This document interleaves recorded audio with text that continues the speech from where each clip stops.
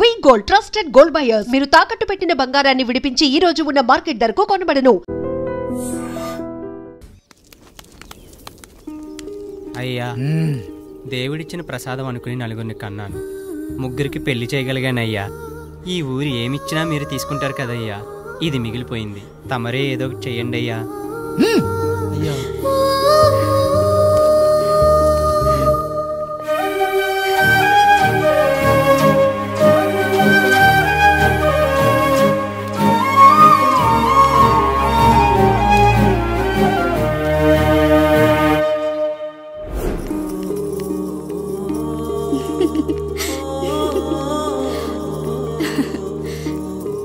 ఈ ఇల్లు, ఆస్తి, ఇంత గొప్ప భర్త, పిల్లలు, చాలా ఆనందంగా ఉందండి.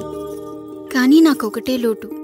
మన తర్వాత మన పిల్లల్ని చూసుకోవడానికి వీళ్ళకొక అన్నయ్య కావాలండి. అచ్చం మీ పోలికలతో వీళ్ళకొక అన్నయ్యని కందామండి. నువ్వు అడిగితే కాదనగలనా?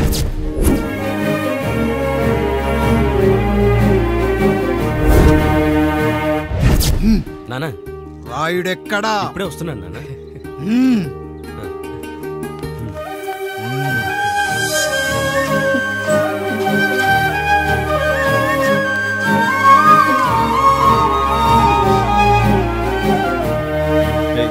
చూడరా, మీ అన్న మీద పగ తీర్చుకోవడానికి నీకు ఇదే సరైన సమయం. పర్లేదంటావా? ఏం పర్వాలేదు. అయ్యా, ఎరా రంగా, ఏం కావాలో అడగరా. నీకంటూ ఏమి ఇవ్వలేదు, నువ్వు ఏమి అడగలేదు. చెప్పరా. మా అన్నకు నాకు పడట్లేదయ్యా. తోడ పుట్టినవాడని చాలా సహించాను. అడ్డమైన దానాలు చేసి ఆస్తి మొత్తం పోగొట్టాడు. ఇప్పుడేం కావాలరా? కొద్దిగా ఈ కత్తి తీసుకొని వాడిని చంపి పెట్టండి అయ్యా.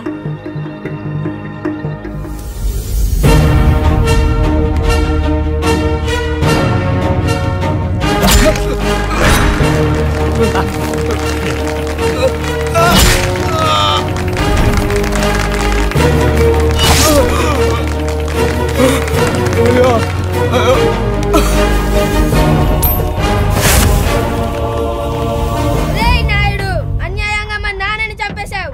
గుర్తుంచుకో, ఈ నాయుడి కొడుకు నీ కుటుంబం పాలిట సైనికుడిగా మారబోతున్నాడు. నిన్ను, నీ కొడుకుని, ఆడికి పుట్టబోయే కొడుకుని అందరినీ లేపేస్తా.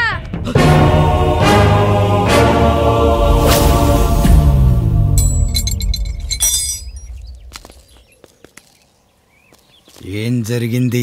మీరు హత్య చేసినట్టు ఇప్పుడే సమాచారం అందింది.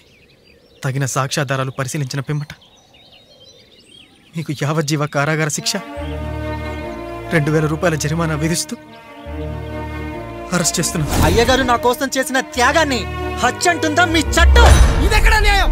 మనిషికి ఇచ్చిన మాట నిలబెట్టుకుంటే అరెస్ట్ చేస్తారా? ఏ దేశంలో ఉంది చట్టం? నన్ను ఏం చేయమంటారు రాయుడు గారు? 9వ తరగతి చదివి ఊర్లో గాలికి తిరుగుతున్నా నన్ను మీ మనిషి ఒకడు పోలీస్ స్టేషన్లో ఉండాలని నన్ను ఎస్ఐన్ చేశారు. సాటి మనిషిని స్వేచ్ఛగా హత్య చేసుకోవాలని దౌర్భాగ్య స్థితిలో బతుకుతున్నాం మనం. మీరు చేసిన ఈ గొప్ప పనిని అర్థం చేసుకునే సంస్కారం, విజ్ఞత, విజ్ఞానం మాకు లేవు సార్, మాకు లేవు.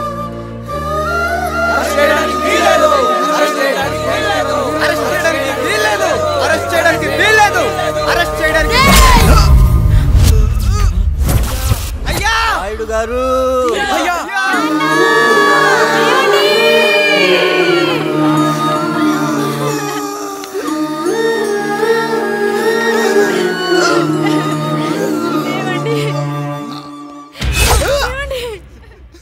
నొప్పిగా ఉందిరా.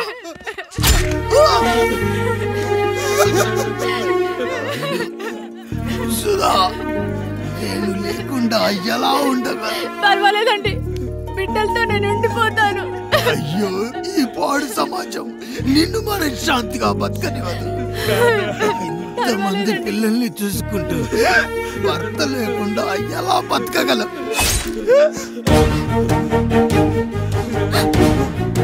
వద్దండి.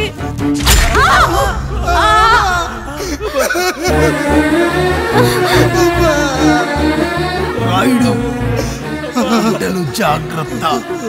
ఈ రోజు నుంచి వీళ్ళంతా నీ తమ్ముళ్ళు చెల్లెళ్ళు కాదు, నీ బిడ్డలు.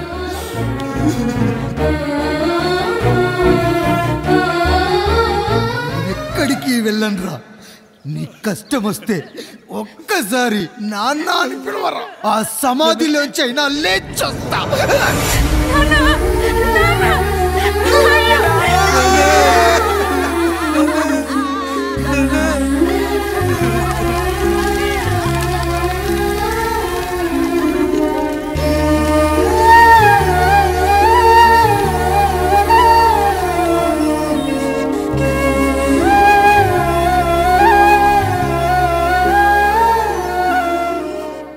ఇందు మూలంగా 50 మందికి తెలియజేయనిదేమనగా ఊరికి కొత్తగా వచ్చిన యాండ్రాయిడ్ తన తండ్రి పెదరాయుడు అని ఆస్తిలో వాటా పంచమని రచ్చబండిని ఆశ్రయించడం వలన గ్రామ పెద్దలందరూ రేపు 11 గంటలకు రాయుడు గారి ఇంటికి రావాల్సిందిగా కోరుచున్నాము.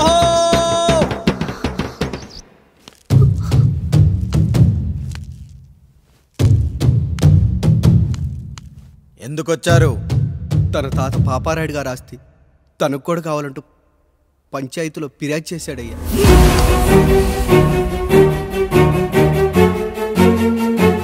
మస్తా గారు ఆ దస్తావేజులు ఇవ్వండి. అయ్యా మరి మా సంగతి ఏంటి? అడగరేంటి? అవునన్నయ్యా, ఈరోజు మీ పన్మేష్ కొడుకొచ్చాడు, రేపు ఆ పాల్దాన్ కూతురు వస్తుంది. ఇలా వచ్చినోళ్ళంతా మీ సంతానమేని తెలిసాక అదిగో ఆ కాముడు చెప్పినట్టు మా ఆయన వాటా కిందో బాత్రూము, నాకో సబ్బు బిల్ల, నా పుట్టబోయే బిడ్డకు ఒక బొట్టు బిల్ల, ఇదే మిగులుతుంది. అయినా ఊరి జనాభా కన్నా అన్నయ్య పిల్లల సంఖ్య ఎక్కువైపోతుంది. వాళ్ళందరూ ఇంటి మీదకి వచ్చే లోపు మా ఆస్తి మాకు ఇచ్చేస్తే మా బతుకులు మేము బతికేస్తాంగా. అవునన్నయ్య, మా ఆస్తి మాకు కావాలంతే. ఎవరిని పట్టుకుని ఏం మాట్లాడుతున్నారయ్యా? ఉన్నప్పటి నుంచి ఆయన మిమ్మల్ని సాగుతూ ఉన్నారు. ఈ రోజు పెరిగి పండయ్యాక మా దారి మేము చూసుకుంటాం అనడం న్యాయం కాదయ్యా, న్యాయం కాదు. ఏ ఆయన నీకో కొడుకునిచ్చాడా? వాడి పేరేంటి? ఐఫోనా? ఎరా ఆస్తి కావాలా? 4 బ్రష్లతో తోముకుంటే ఎక్కడ విడిపోతామో అని నా బ్రష్ టూత్ పేస్ట్ నీకు త్యాగం చేసినప్పుడు అప్పుడు అడగాల్సిందిరా అన్నయ్య ఆస్తి కావాలి అని. ఎరా నేను వాడి పారేసిన లంగోటాలు మార్చి మార్చి చొక్కాలు చేతిగుడ్డలుగా వాడారే, అప్పుడు అడగాల్సిందిరా అన్నయ్య ఆస్తి పంచు అని. నువ్వు 6 నెలల పసిగందుగా ఉన్నప్పుడు పాల కోసం ఏడుస్తుంటే నిన్ను తీసుకెళ్లి పసుల దొట్లో కట్టేశానే, అప్పుడు అడగాల్సిందిరా అన్నయ్య నాకు ఆస్తి కావాలి. మా తండ్రి గారు పాపారాయుడు పోలికలు నాకు, నా పోలికలు ఆండ్రాయిడ్కి. అసలు మా కుటుంబంలో ఏ పోలికలు లేని మీకు ఎందుకు ఇవ్వాలరా ఆస్తి? ఆస్తి లేదు, గీస్తి లేదు. Get out, get out, get out, get out, get out, get out అని నేను అనొచ్చు, కానీ అనగలనట్రా? అనలేను. ఎందుకంటే మీరంతా నా తమ్ముళ్ళు, నా చెల్లెళ్ళు. రక్తం తాగిన దోమ కూడా వెళ్ళేటప్పుడు కృతజ్ఞతగా ఏ మలేరియానో టైఫాయిడో వదిలి వెళ్తుంది. కానీ రక్తం పంచుకొని పుట్టిన మీరు ఈ అన్నయ్య కోసం ఆస్తి కూడా వదల్లేకపోతున్నారు కదరా. గుమస్తా గారు, నా యావదాస్తి నా తమ్ముళ్లకు చెల్లెళ్లకు వాళ్ళ పేర్ల మీద రాయండి. నాకు చిల్లి గవ్వ కూడా అక్కర్లేదు. ఇక ఈ ఇంటికి నాకు ఎటువంటి సంబంధం లేదు. లక్ష్మి, సావిత్రి, మీ చీరలు విప్పేయండి. ఇక్కడికి వచ్చేటప్పుడు ఏ చీరలు కట్టుకున్నారో వెళ్ళేటప్పుడు కూడా అదే చీరలు కట్టుకోండి. వెళ్ళిపోదాం. దస్తావేజులు తీసుకురండి.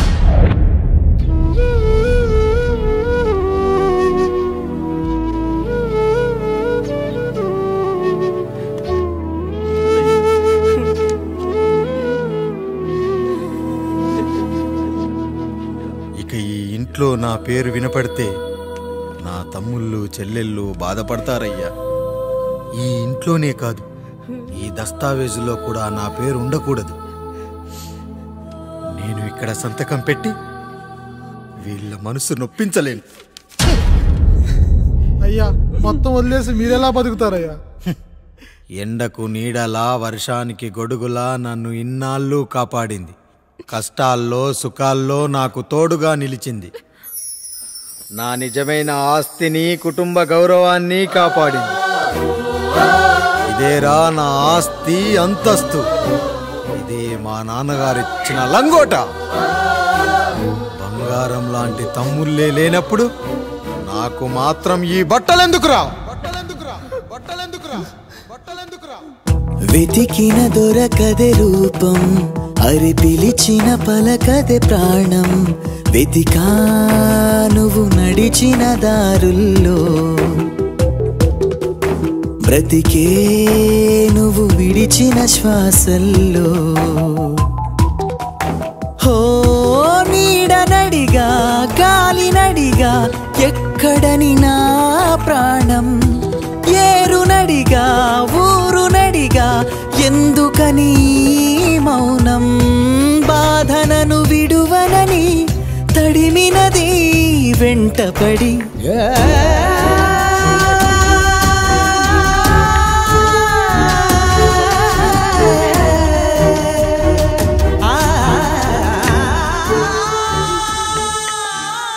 ఏవండి, పప్పులో మీ చెవట పడుతుందండి. ఇడ్లీలో 2 చెంచాల ఉప్పు తగ్గించు లక్ష్మి. ఎలాగో మనం పేదోళ్ళమే కదా, కనీసం ఉప్పు ఖర్చైనా తగ్గుతుందనుకో.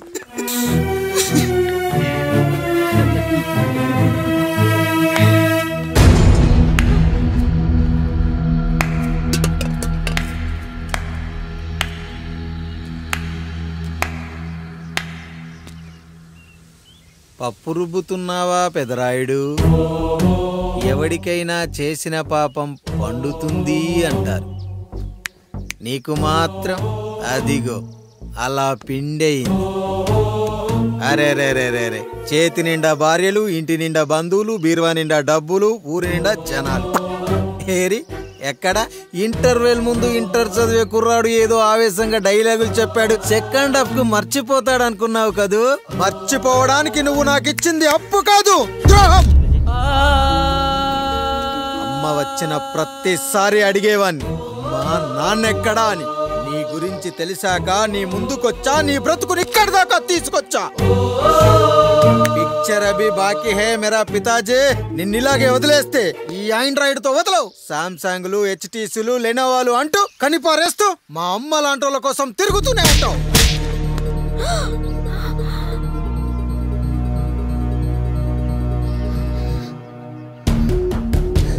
అమ్మా అమ్మా, ఛీ, నన్ను అలా పిలవకురా. ఎవరిని పట్టుకొని ఎన్ని మాటలు అంటున్నావురా? రాయికి వరమిచ్చిన రాముడు దేవుడైతే, ద్రౌపదికి చీరిచిన కృష్ణుడు దేవుడైతే, నాకు బిడ్డనిచ్చిన ఆయన కూడా దేవుడేరా. ఏంటి, ఇలానే వదిలేస్తే బిడ్డల్ని కంటూ వెళ్తాడా? అసలు ఆయన కంటూ సొంతంగా ఒక్క బిడ్డ కూడా లేడు.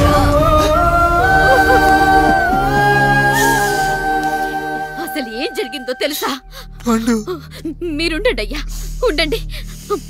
మొదటి భార్యని చేసుకున్నాక పిల్లలు పుట్టలేదని రెండో పెళ్లి చేసుకున్నారు. ఆవిడకి పుట్టలేదు. మూడోసారైనా తగులుతుందనుకున్నాం, తనకే పుట్టలేదు. పిల్లల కోసం పెళ్ళాలని మార్చాడే కాని వాళ్ళని వదిలేయలేదురా. అదిరా మా పెద్దయ్య మనసు. ఆయన దగ్గర బాణం ఉంది కానీ లేదురా. అసలు నీ తండ్రి ఎవరో నీకు తెలుసా? తెలుసా? ఇదిగో ఈ కాముడేరా నీ తండ్రి.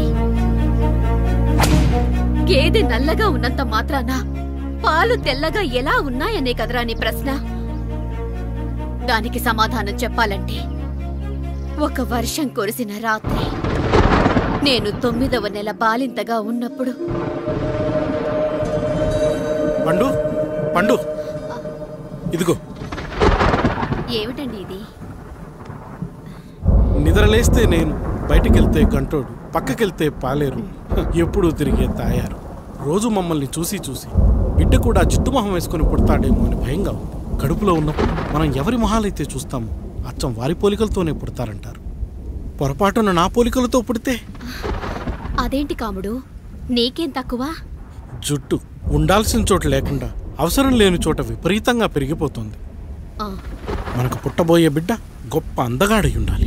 ఇదిగో రోజు ఈ దేవుడి ఫోటోలు చూడు, వాళ్ళలాగే అందంగా పుడతాడు. కడుపుతో ఉన్నప్పుడు ఎవరి ఫోటో చూస్తే ఆ పోలికలతో బిడ్డ పుడతాడా? కనిపించని దేవుడి పోలికలు నా బిడ్డకెందుకు? ఈ ఊరికి దేవుడు రాయుడు. నా బిడ్డ ఆయనలాగే పుట్టాలి, ఆయనలాగే పుట్టాలి.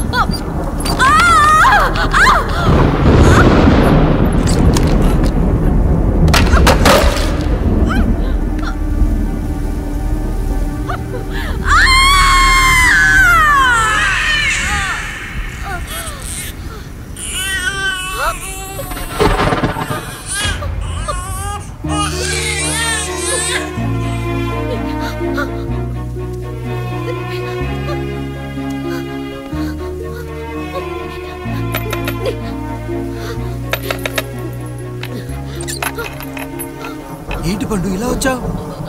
అయ్యా, తప్పు జరిగిపోయింది పెద్దయ్యా. ఏం జరిగింది? అసలే నువ్వు ఒట్టి మనిషి కూడా కాదు. ఒక్కసారి ఇటు చూడండి అయ్యా.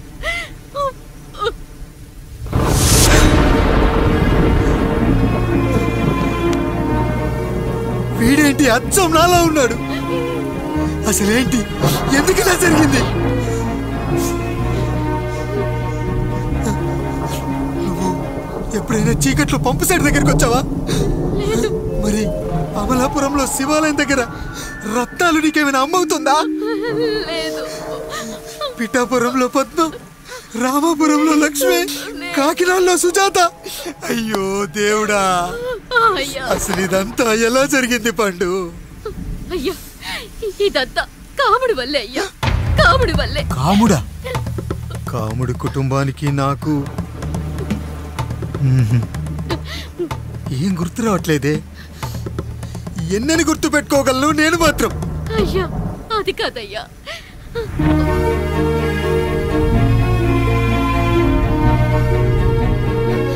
అలా రోజు మీ ఫోటో చూసి చూసి అచ్చం మీలాగే పుట్టాడు. అయ్యో, నా పోలికతో బిడ్డ కావాలనుకోవడం ఏంటి పండు? నువ్విలా చేయడం ఏంటి పండు? పోలికల కోసం ఫోటోలు ఎందుకు చూసావు పండు? అందుకే కదయ్యా ముందు ఆ డైలాగ్ చెప్పాను, తప్పు జరిగిందని. ఇప్పుడు ఏం చెయ్యాలయ్యా? స్వచ్ఛమైన మన ప్రేమను ఈ పాడులోకం అర్థం చేసుకోదు. కనీసం మీ ఇద్దరి జీవితం బాగున్నా ఆనందపడేవాని. వీణ్ణి ఇక్కడ ఉంచొద్దు పండు, బయటికి పంపించు.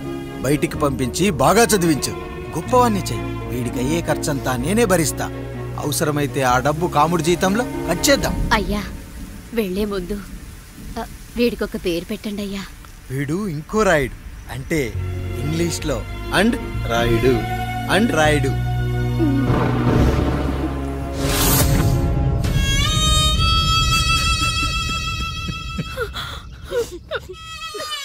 ఇది రా నీ కథ, నా గతం. నిన్ను చదివించడం కోసం ఆయన మీ నాన్న జీతంలోంచి నెలకి 3000, 4000 కోసేసిచ్చేవారు. అప్పుడు ఆయన పడిన బాధ పగవాడు కూడా పడకూడదు. చూసావారా, దేవుడు లాంటి పెద్దయ్యని అనవసరంగా అనుమానించడం ఎంత పెద్ద తప్పు చేశావో అర్థమైందా? ఒకడు నిమ్మకాయ పెట్టి పసుపు వేసి ఉప్పు కలిపి పులిహోర చేయొచ్చు, కానీ ఆ పులిహోర ఎప్పటికీ దేవుడి ప్రసాదం. నువ్వు ఆ దేవుడి ప్రసాదం, ఇక ఆయనే మీ నాన్న. చూసావా అమ్మా, ఈ రోజు నుంచి నాకు 3 అమ్మలు, 2 నాన్నలు. నీకు మాత్రం ఒక్కడే భర్త, నాన్నకు మాత్రం ఒక్కటే భార్య. అయ్యా, బిడ్డను ఒక్కసారి ఎత్తుకొని తిప్పండి అయ్యా. బాబు, నాన్నా,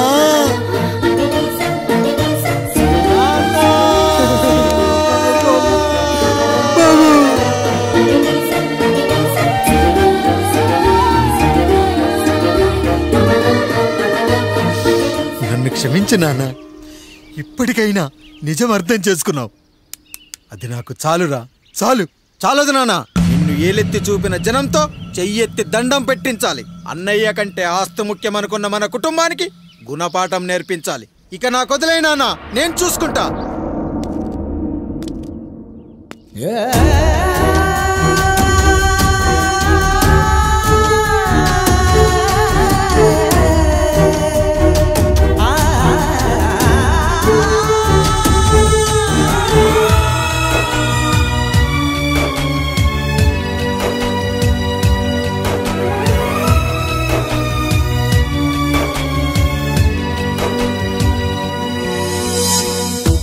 మనసుకే తగిలిన గాయం తుడిచేది ఇంకెవరు?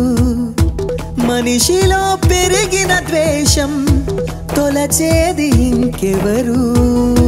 గుండెలో పగిలిందా కన్నీటి పర్వతమే, ఓదార్పు కరువయ్యే బంధాల సంద్రములో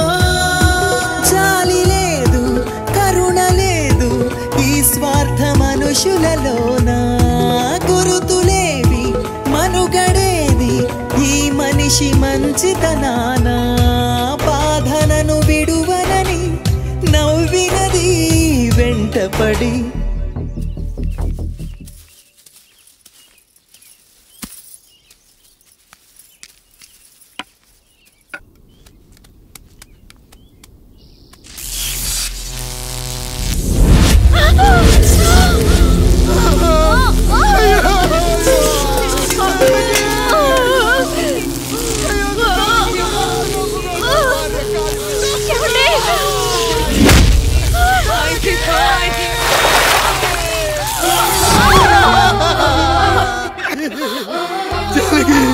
అయ్యో అయ్యో చచ్చిపోతున్నావా?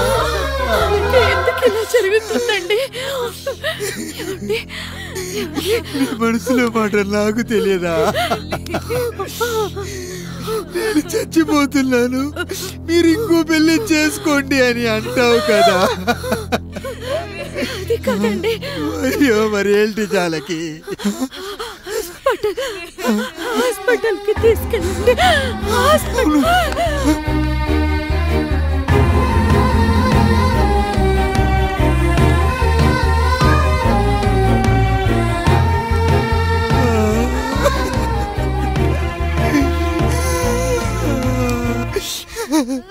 జానకి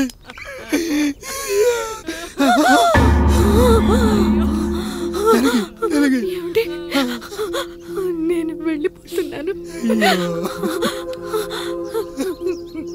నా కోసం చివరిగా ఒక పాట పాడండి.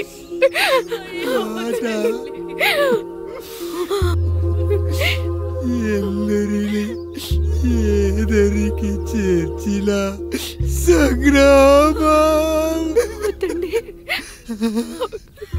కష్టాల్లో కూడా మీరు కన్నీళ్ళు పెట్టకూడదండి. వెళ్ళే ముందు అక్కతో కలిసి